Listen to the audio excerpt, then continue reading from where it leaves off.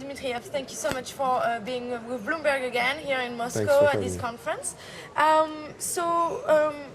I mean, maybe my first question would be, you just met with some New York people very recently. You're trying to reinforce ties, obviously, between your fund and US investors. How is that working out? What kind of co-investments do you think will come in the future from this US partnership? You know, we think there is a re-emergence of very significant interest to Russia.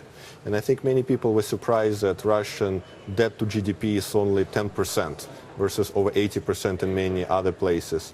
And that growth is a significant factor of Russian economy for the next 10-15 years. So there is quite a bit of interest from the leading private equity funds and top investors about Russia.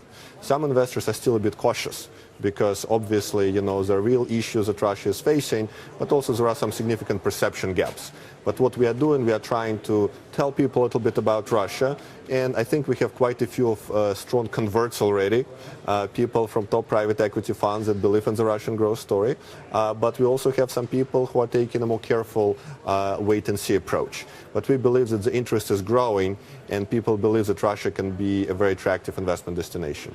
Can you tell us a bit more specifically on some projects that you may have discussed? Well, as you know, in this business, you need to save the news to the time the deal is announced, because otherwise the deal doesn't close. But we are very actively looking at healthcare. We are very actively looking at agriculture. There is quite a bit of interest in the logistics business in Russia.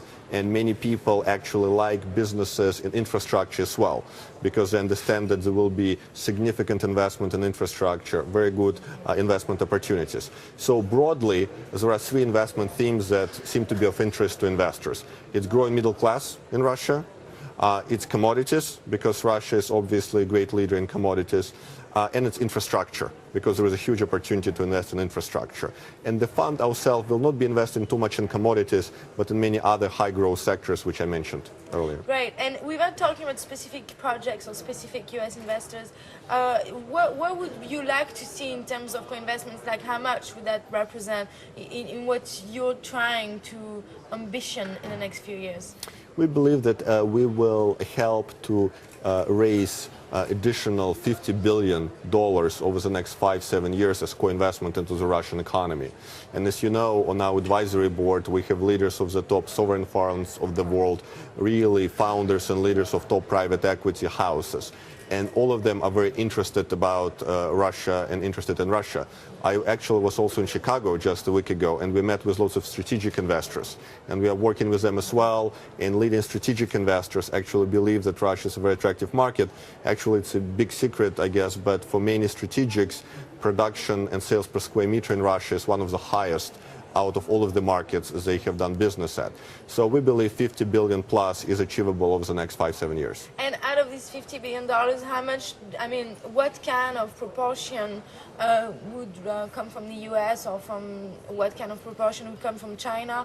I don't know, would it be like half from the US, 20% from China? What kind of, out of these $50 billion, how could we geographically approximately say where it would come from? It's a very timely question, because I'm actually going to China on Sunday. And I think we'll have something to be announced there next week. But we believe that US investors will probably represent at least a third of co-investors.